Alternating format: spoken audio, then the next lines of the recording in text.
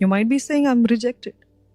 You might be saying నేను నీచుడిని, నేను నీచురాల్ని, నా వంశము సరిగ్గా లేదు, I don't have family, proper family, dysfunctional family, నాకు ఇది, నాకు అది, నాకు ఇది, అన్ని లోపాలు చెప్తున్నారు. కానీ దేవుడు అంటున్నాడు, అట్లాంటి వారిని నేను ఎన్నుకొని ఏ శరీరీ కూడా నా వారి సొంత విషయాలు అతిశయించకుండానట్లు, ఎవరికైతే లేదో, ఎవరైతే సరైన బ్యాక్గ్రౌండ్ లేదో, గిఫ్టింగ్స్ లేదో, టాలెంట్స్ లేదో, వివి లేవో, what ever you think the world has, everybody has and you don't have, అట్లాంటి వారిని దేవుడు ఎన్నుకొని వారిని ఎక్విప్ చేసి, వారిని మోల్డ్ చేసి, వారిని నడిపించి, నేర్పించి, సరిచేసి, అంచెలంచెలుగా గ్లోరీ టు గ్లోరీ, మహిమ నుండి అధిక మహిమలోకి నడిపించే దేవుడు అంట. హల్లెలూయా, హల్లెలూయా.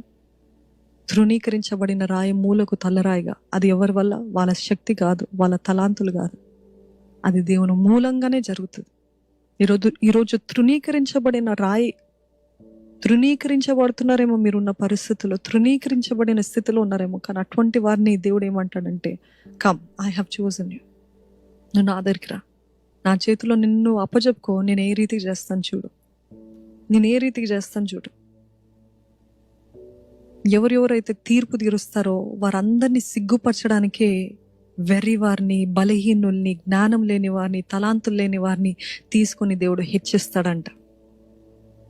ఎవరైతే నీ గురించి తక్కువ మాట్లాడారో, ఎవరైతే నిన్ను అసలు will you amount to anything, నువ్వు నీ వల్ల ఏమైనా అవుతుందా, నువ్వు అసలు ఏమైనా చేయగలుగుతావా అని నీ ముందే, నీ ముఖం ముందే నవ్విన వారిని, తీర్పు తీర్చిన వారిని, విమర్శించిన వారిని, కొండాలు చెప్పిన వారిని, వారి ముందే దేవుడు ఏం చేస్తాడంట తెలుసా?